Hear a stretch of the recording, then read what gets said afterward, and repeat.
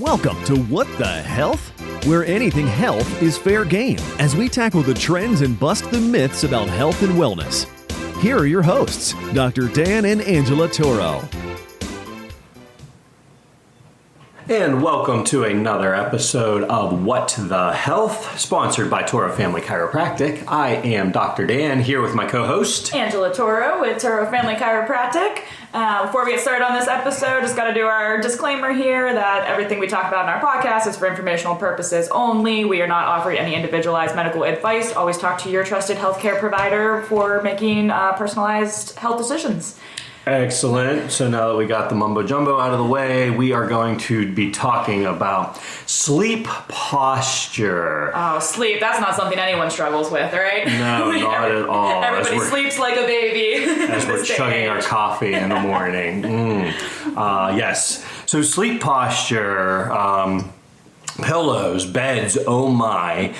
This is honestly one of the most frequently asked questions I have in the office and as a chiropractor, which just blows my mind how many things people try to blame on their sleep position. A kink in their neck, a sore low back, a headache. And it certainly is a connection. So we're not denying that.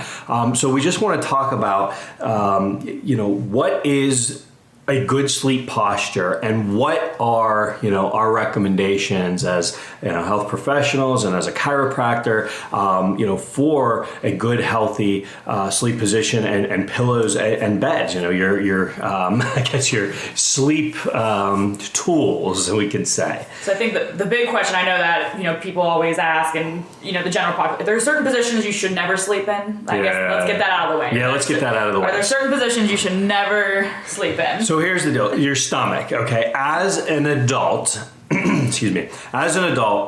sleeping on your stomach is the worst position for hips, low back, and especially your neck. Because think about it, when you are laying face down, okay, unless you are on a bed that has a massage hole, table. it has a massage face that you can keep your head straight down, but it's still not the best position for your spine to be in. But anyway, you have to wrench your neck to one side or another.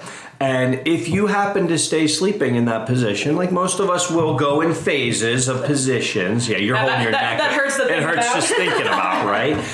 But yeah, you're on your stomach. You got to wrench your neck to the side, and most people will sleep for 2 or 3 hours at a time before they switch that position. Their body kind of stirs them awake because their body does go through different sleep cycles. That's not what we're talking about in this episode. That could be another podcast. But when we're talking about our posture, if you have to wrench your neck to the side, that not only could leave you with a nasty kink or pain or muscle spasm in the neck that could cause a headache, it could cause shoulder pain, tingling and numbness down the arms. I can't tell you the number of people that have tingling and numbness in their hands when they're sleeping.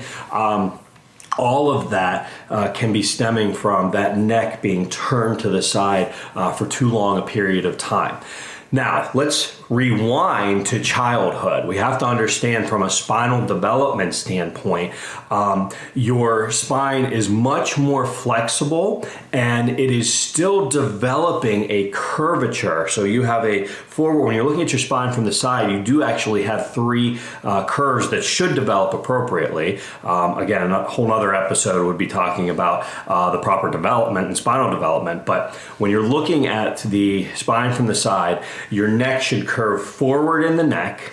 It should go backwards in the mid-back and then forward again in the lower back when we're looking at it from the side. So it almost looks like a curved snake. When you are a child, okay, the joints and the discs are still developing, and so there's more cartilage in there than bone, and that is, again, part of the development that you go through from a young child up till about spinal maturity. Happens at about 20 to 24 years of age. That's when you've developed kind of like the tension of the ligaments, the musculature, the joint positions. It's all the ossification or the bone growth centers ears have closed up and you are at the adult phase of the spinal development. So before that maturity happens, and as that curvature is developing, your neck may not have a full curvature developed yet. So when your neck is flatter, it does tend to be a little bit more flexible left to right, just based on the position of the joints and more cartilage, less tightness on the ligaments. So it is a lot easier for a child to sleep on their belly. Think of a little baby and, young toddlers. No problem. They can sleep on their belly. I've seen your kids pass out in the craziest positions. Yeah, exactly. Pop up, be perfectly fine. Exactly. So it's like they have a lot more flexibility as their bodies and especially their spines are developing. So for them to lay on their bellies and have their head kinked, 90 degrees to the right or the left, not a problem for them for a couple hours. But definitely understand. Most people are not, unless there was, alcohol or some medication involved, most people are not going to pass out in a single position for 8+ hours throughout the night. So let's discuss what is a good posture to go to sleep in. If we know we can't sleep on our bellies, what is a good posture to go to sleep in, as we're falling asleep? And then again, we sometimes know we wake up in odd positions, and sometimes we're stirred awake because we have a tingling or numbness. A limb has gone to sleep. I'm notorious for falling asleep on my arm, and then and then it starts to go to sleep. Yeah. And I do tell people that, again, we talk about listening to the body signals. If your body stirs you awake and your arm has gone to sleep, that's a good thing. Yeah. Okay, the body has woken you up because it's like, hey, if I don't get some circulation to that limb, we might have a problem. Houston, we have a problem. So, if your body stirs you awake at night and you just, you feel that tingling or numbness in one arm or both arms or both hands, it probably means that your body needed to adjust its position. So readjust the position, which we're going to talk about here, and then, hopefully you can get back into a good sleep state and get back to your full night's rest. So the two positions that I recommend the most are on your back or on your side. Now again, people always ask, and we'll get to pillows in a minute, okay? But think about this. If you're laying on your side, meaning, your shoulder blade, is laying down, and then your side is down, the side of your leg, whatever side you're laying on is down, and you're on your side. If your head needs to be neutral and stay in the center of your body, then there's about a 6 to 8 inch gap between your head and between the bed that your shoulder is laying on. So that gap needs to be filled by a pillow to be able to keep your head and neck in a neutral position. So it's not kinked. If the pillow is too small, your head will start to tilt towards the bed. If your pillow is too big, it'll be kinked up away from the bed. And that's a position that you don't want to get your neck into. We want to try and get the spine into a nice relaxed position as much as possible, because the more relaxed position we can get our bodies in, the better, more sound sleep we will have. And we know that is important because the healing of the day, the healing of your body, if you train a lot, you work out a lot, the healing of your musculature and all your soft tissue happens.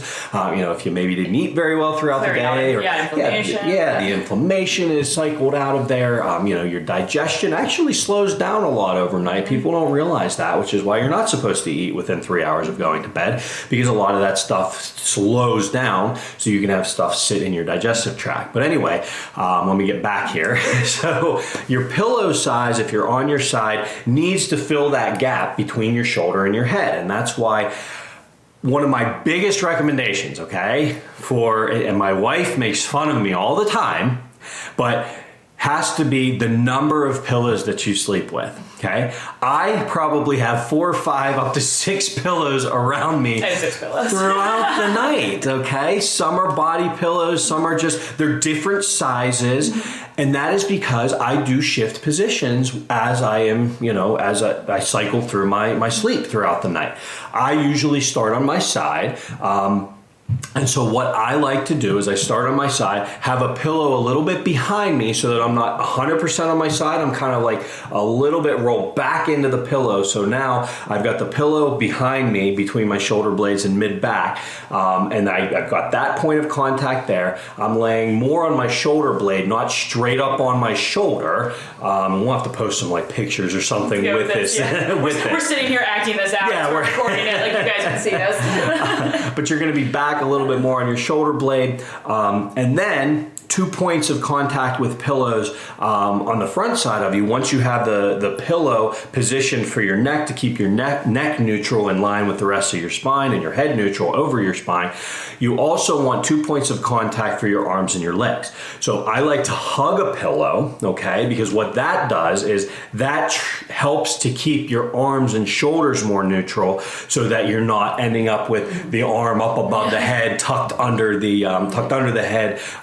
That's where, again, a lot of the falling asleep of a limb can happen, when you lift the arm up and you're laying on the arm because your collarbone then actually pinches off it and impinges the nerves and the vessels, the blood vessels that are going through there, and can really shut off nerve supply and circulation. And that's where you can start to get that tingling, numbness, and even pain in that limb if you're sleeping up on the arm. But by hugging a pillow, it kind of gives you that more neutral posture for the arms, so that you're holding your shoulders in a more neutral position. Okay, so your shoulders are in the upper body. Now let's get to the legs and the hips and the lower body. Again, if you're laying on your side, if you're thinking about it, your lower leg is supported by the entire bed. Your leg that's contacting the bed, that's supported, that's in a neutral position. But if you don't have any pillow between your knees, then what will happen is the leg that's off of the bed or up towards the ceiling will start to roll. Gravity always works against us. Especially when you're sleeping. Especially when you're sleeping. It'll start to roll so that the knee will start to push down towards the bed. Okay? So that puts the hip that is off of the bed, okay, the top hip, it'll roll it in a position. And again, if you fall asleep with that like that for several hours, it's very easy. You could wake up with a kink in the hip, the knee, the lower back, and you can wake up with the stiffness, soreness. So I like to have a small pillow between my knees to keep my hips in a neutral position. And if you think about what that position is, if I were standing up, okay, and I had my feet, not about a shoulder width, but really a hip width apart, about several inches between the feet, that's the most neutral position for the hips in terms of our skeletal structure in relationship from the pelvis all the way up the spine. So that's the position that I'm trying to get to from a standing position and take that and mimic that in a laying down position where I'm keeping those hips neutral. So I've got the pillow underneath my head, I've got the pillow behind me, I've got the pillow that I'm hugging, and then I've got the pillow between my knees. And certainly, if you're in a relationship and you've got a significant other that you're cuddling with, that position, that position, that cuddle position can certainly replace that point of contact. But again, how often do all of us stay in that position all night? Very rarely. By the end of the night, we're like, all right, get out of here. I've got to have my own my own space. Well, that's why I like the body pillow too, because you can use that as the knee one and the one you hug. Exactly. All in one. Exactly. So, and again, my poor wife, who we co-sleep with, we've co-slept with all of our children. So, we still have our youngest who's 16 months old, who still co-sleeps with us, and she still does some nursing throughout the night. But I mean, I know her sleep position is just absolute all over the place. And I do feel bad for her, but, she does it for the healthy nurturing of our children. And again, I think they're better off for it. So, she'll get back to that healthy sleep position. So that's sleeping on your side, falling asleep. My biggest recommendation is just having those pillows available for points of contact so that if you do stir throughout the night and you're feeling something, off or just feeling like tightness or whatever, you can, adjust your position and, tuck a pillow. So it helps in terms of, the bed that you're laying on, those pillows that you can tuck it under a knee maybe. If you're rolling more onto your back, you can tuck it behind your lower back, your upper back, wherever you need to, you can take that pillow and just kind of tuck it. And that also, the type of pillows that I like different different size pillows, but I also like pillows that are moldable, right? So, some of the cotton, pillows that you can really just kind of squish around and mold to your specific body type. Yeah.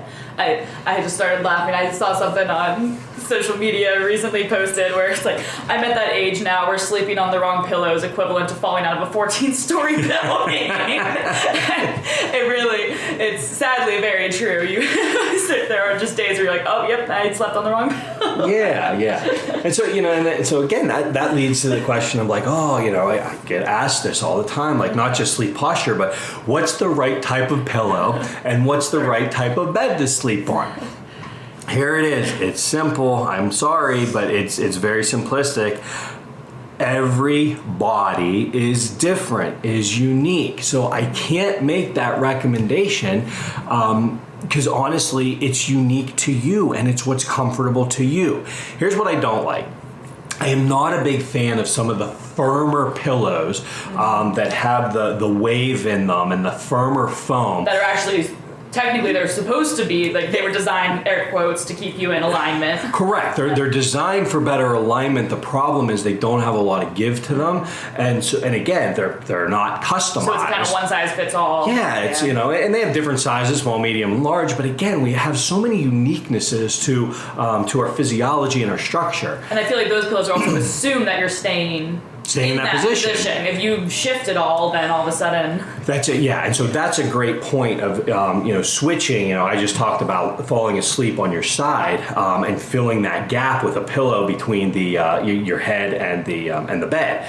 But if you turn over on your back, that gap is very different because your head is laying almost completely flat. So that's a much different size and a much smaller gap. If you keep that same pillow that you did falling asleep on your side, and now you roll over on your back, well, now your neck is pushed forward where your chin is flexed, your head is flexed down toward your chest.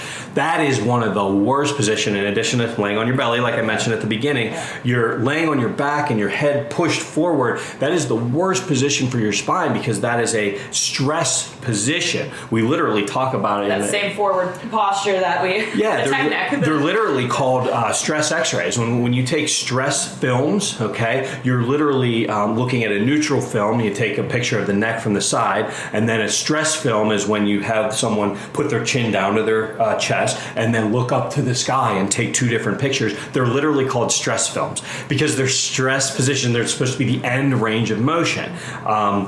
We have a technology that actually looks at that range of motion and actually videos it to see exactly where your spine is restricted or not restricted and how we customize your adjustments for that. But in any event, with that big pillow, if you have that larger pillow to fall asleep on your side, and then you turn over on your back, well, now your neck is pushed forward. And again, if you're sleeping several hours like that, you can see very easily that can crunch down on the nerves that are exiting the neck, that can crunch down on the shoulder or on the collarbones, compressing the vessels and the nerves that are going under the collarbone, between the ribs, down to the arms, and can very easily leave you with a tingling and numbness. A lack of circulation flow, nerve flow through that area. So and especially quite a few people that come to see us, they have these spines that are already very flat and they don't have a good healthy curve associated with them. So they're already starting to break down. Their spaces in their spine are starting to decrease, which are literally the shock absorbers when you're up moving around.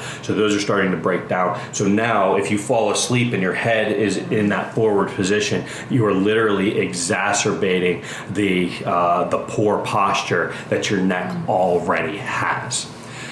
So, with that being said, so the firm pillows I am not a big fan of. The pre-formed ones I'm not a big fan of. I like pillows that are moldable because, again, just like everything we talk about, with diet and adaptation, again, our body posture changes throughout the night. So you need something adaptable that you can shift and change position as you, kind of stir throughout the evening.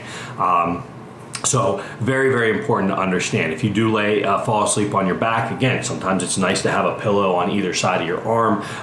Maybe one arm is tucked a little bit, but trying to keep your arms more neutral, having a pillow on either side of you can help to do that neutral posture of the arms. And then maybe, again, if you're falling asleep directly on your back, if you're on a flat bed surface, having a little pillow that you can tuck under your knees. I was just going to ask if you would, sort of like when you get a massage, like they put the thing on they put the legs. pillow, because what that does is that helps to neutralize the hips and the low back. Yeah, because if you're flat, it actually hyperextends the lower back, and that hyperextension again can jam a lot of the joints, and then it compresses a lot of the musculature. And if you're like that too long, several hours before you stir, then that can lead to some real kinking, cramping, and just difficult physiology on the low back. So I know people's lives have been changed just by virtue of just tucking that small pillow under the knees, whenever you're laying on your back for that back posture sleeping. So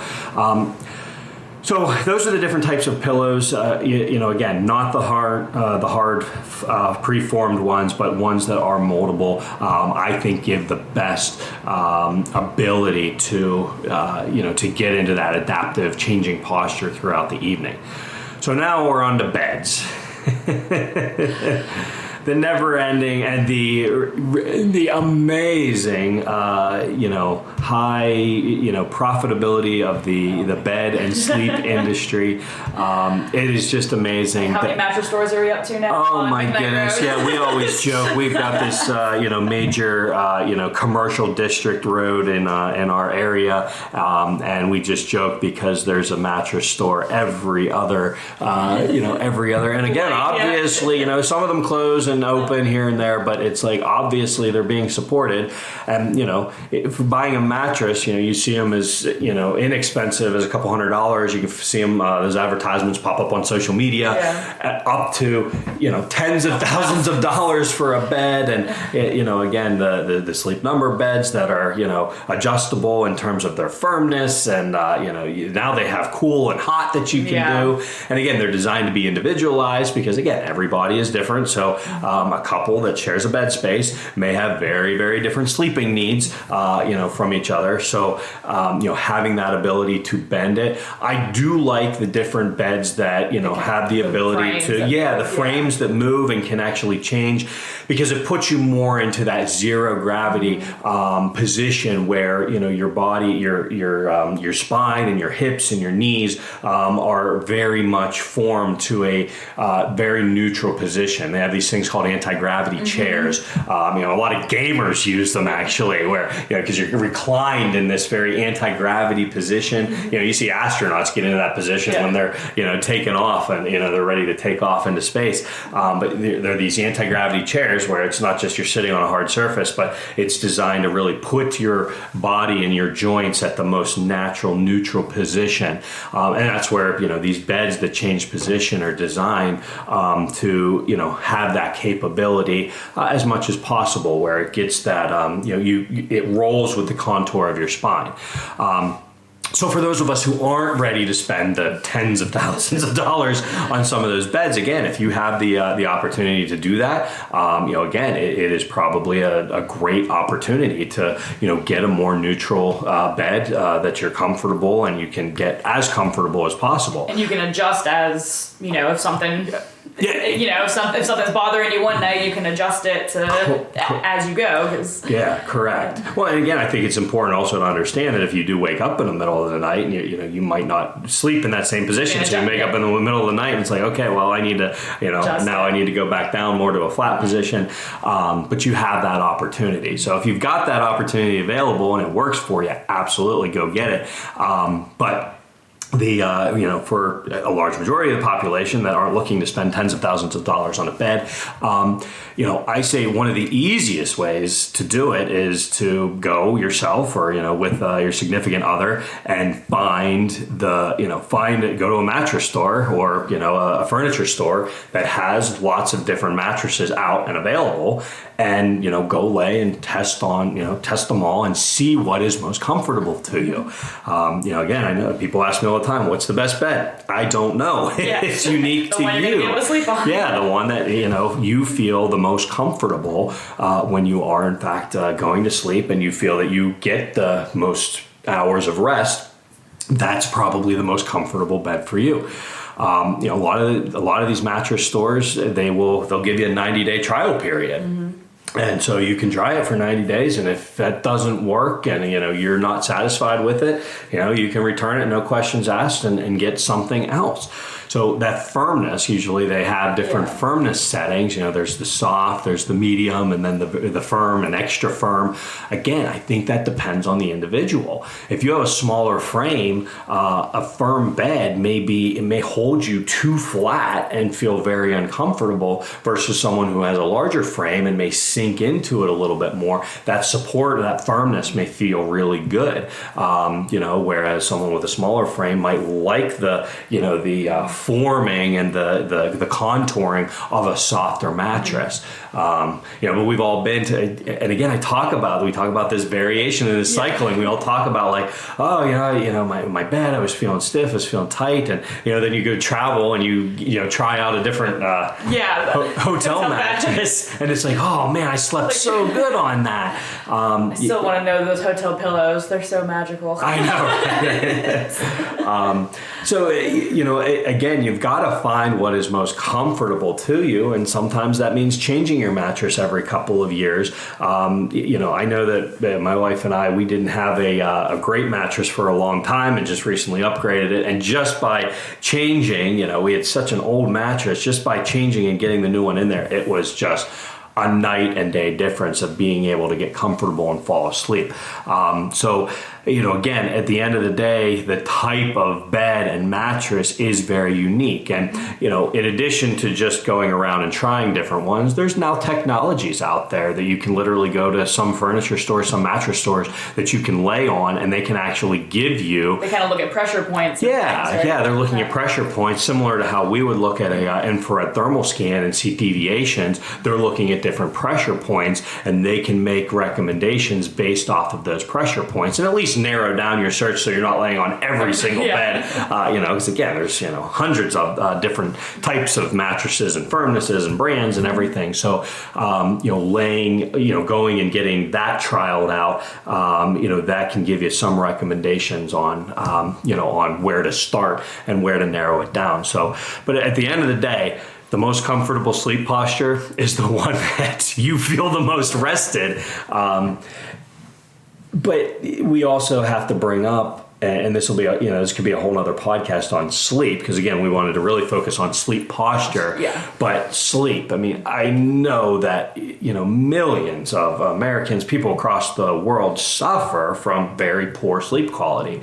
And a lot of times it has zero to do or very little to do with the posture and the position, and a lot more to do on the mental emotional side of things, the biochemical side of things, of what we're putting into our system. And so that's a whole nother podcast that we're not even going to touch upon. That's a great point. It doesn't matter how good your mattress is, if you're not doing the other things to take care of yourself, you're still not going to sleep well. So that's that's a good, make sure you're looking at your lifestyle too. And like I said, we'll be doing a whole nother podcast just on sleep and sleep quality, but you can buy the most expensive mattress, but that's only going to help address the kind of biomechanical issues of sleeping. There's still a lot of other components to it as well. Yeah, so many other factors that go into that. I just made this comment the other day. A tired dog is a good dog, and so it's like wearing your dog out. And one of the things that we talk about is really the lack of activity that so many of us get. And it's like, if you're not wearing your body out throughout the day from a physical perspective, a lot of times then that will lead to difficulty falling asleep and staying asleep, because your body physically hasn't been worn out enough. Our jobs now are more mentally, emotionally draining, not physically draining. And so it's very important to understand that. But again, that's a whole nother podcast. We really wanted to get into the nitty-gritty of the posture, since that is such a frequently asked question in the office. So again, just to reiterate, I like falling asleep on the side or the back, just making sure that you have a moldable pillow, different size pillows, and have a couple of them, 4, 5, 6 pillows around you at night to be able to change as your body cycles and stirs throughout the night. You can just be aware of those signals and not to be concerned about your arms falling asleep. Again, I always say to people, if your arms, or a limb is falling asleep, but you can get up and move around and, it immediately comes back, then it was a biomechanical problem and you corrected it by getting up and changing position. Now, if your arms are falling asleep, while you're sleeping, and then you're also noticing that throughout the day, then we might have some other, biomechanical stresses in the spine that need to be addressed. But again, from a sleep posture position, your body signaling you that something's falling asleep is not necessarily a bad thing. You just need to recognize that, change your position, and then find a bed that is comfortable, that you feel is the most restful sleep. So with that being said, I hope this was helpful. If you have any additional questions, you can always reach out to us at Turo, Turo, familychiropractic.com for more information. You can check out our website there. And again, check out our other podcasts where we have so much information on how to help you get healthy and stay healthy for a lifetime. I am Dr. Dan here with... I'm Angela. Thank you guys so much for listening, and we'll see you next time. See you next time. You've been listening to What the Health with Dr. Dan and Angela Toro, brought to you by Toro Family Chiropractic. To learn more about the resources mentioned on today's show or listen to past episodes, visit www.whatthehealth.world.